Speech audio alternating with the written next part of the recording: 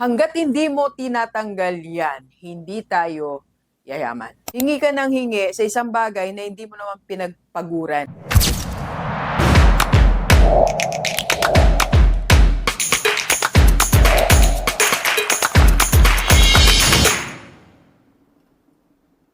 Okay, Gilibers, pag-usapan natin ang pagyaman ngayon 2026.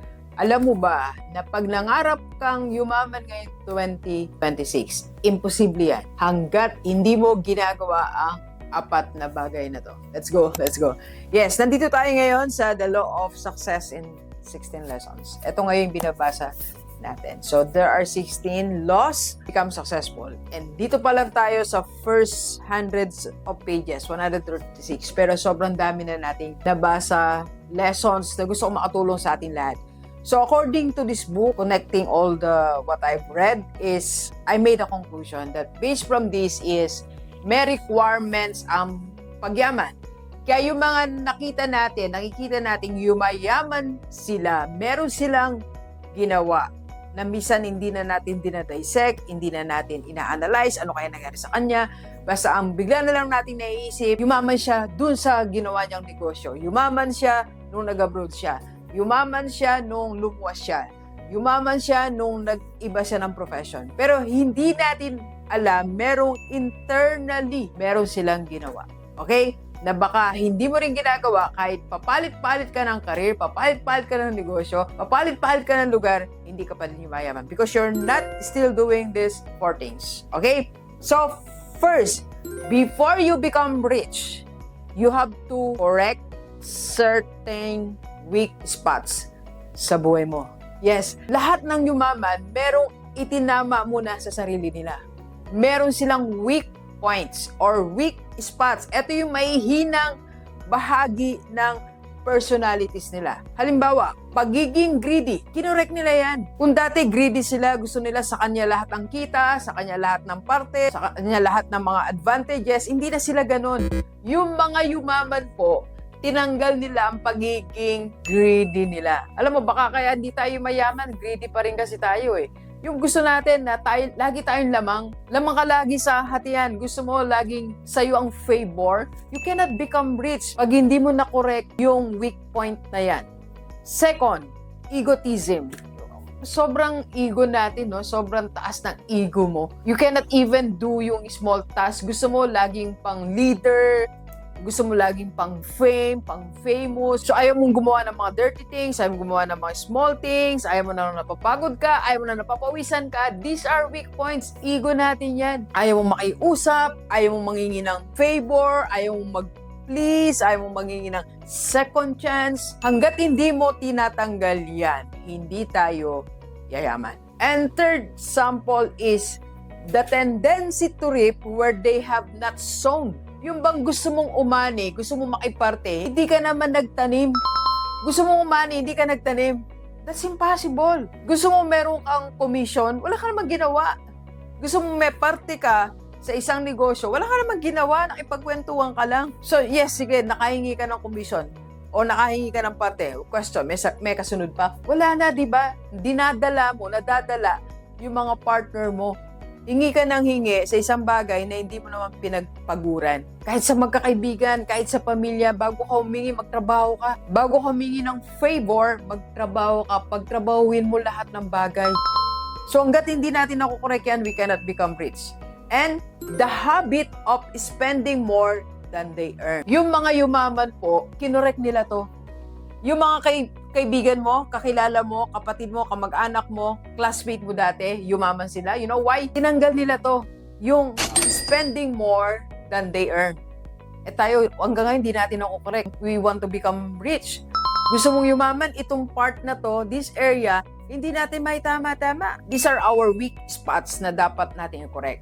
Gusto mong yumaman? Ano yung weak spots na dapat mong makorek? Minsan nga, di ba, yung vision, andyan pa rin. Di ka yayaman kung kabilat kanan ng bisyo mo. Tinatamad kang magising na maaga, hindi ka yayaman. Ayaw mong magpuyat, ayaw mong magpagod, hindi tayo yayaman. Okay? So, second po na requirements bago tayo yumaman na ginawa ng madami is to cultivate pleasing personality. Ito, may study dito.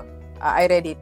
Ito po nakalagay. 99 out of 100 na nag-purchase ng life insurance ay hindi nila talaga naiintindihan ng policy and they don't care. You know what is the reason? Bakit sila kumuha ng policy nila, ng insurance policy? Because of the pleasing personality ng kaharap nila. Di ba pag nakita natin na ipag-usap tayo sa financial industry, mukhang mababango, very pleasing ang personality, ang bait, ang gandang kausap, ang bait-bait niya, soft-spoken, ang ganda ng damit, maayos maipag-usap. So kahit minsan hindi mo na naiintindihan, kumukuha tayo. Yun na totoo to eh. When I got my first insurance, dalawang insurance actually yun. Nag-base lang ako sa bait ng paipag-usap sa akin. Tinaga akong puntahan sa office, nagtiyagang makipag-usap. So ang bait-bait, hindi ko talaga naiintindihan mga insurance. Kaya nung nag-mature siya, nagulat na lang ako, pwede ko na kunin ng pera ko. So, it's pleasing personality. Do you know that without effort, sometimes kung pleasing ang personality mo, you can get that favor. So, how to cultivate our personality? Ayusin natin yung outward appearance natin.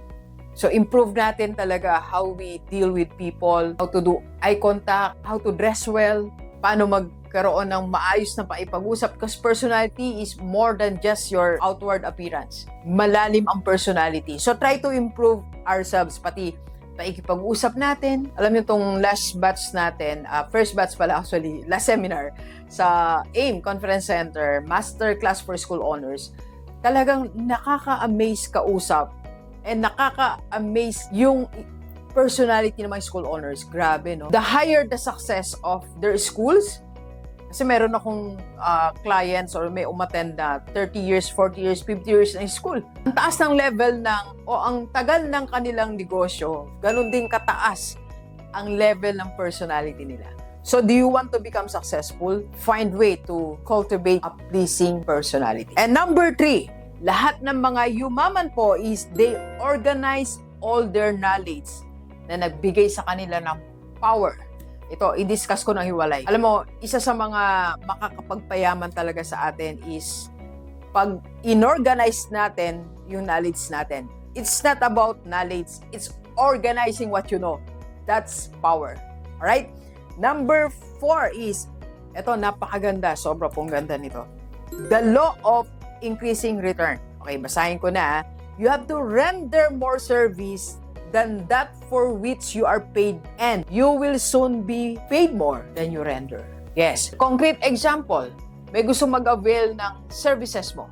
For example, cleaning services. Nagpalinis ka ng bahay o naglilinis ka ng bahay, meron kang client. So, mas ginandahan mo pa, pati yung garden na hindi naman kasama, ginawa mo. You know what? What will happen to you? Because you give more than what you have paid for, you will pay more than what you have rendered. Kaya nga minsan, di ba, binibigyan tayo ng tip, and then isang araw, tatawagan ulit tayo. And then isang araw, ni-refer pa tayo sa kaibigan. And then isang araw, naging kaibigan na natin, nag-offer na ng bigger opportunity sa atin.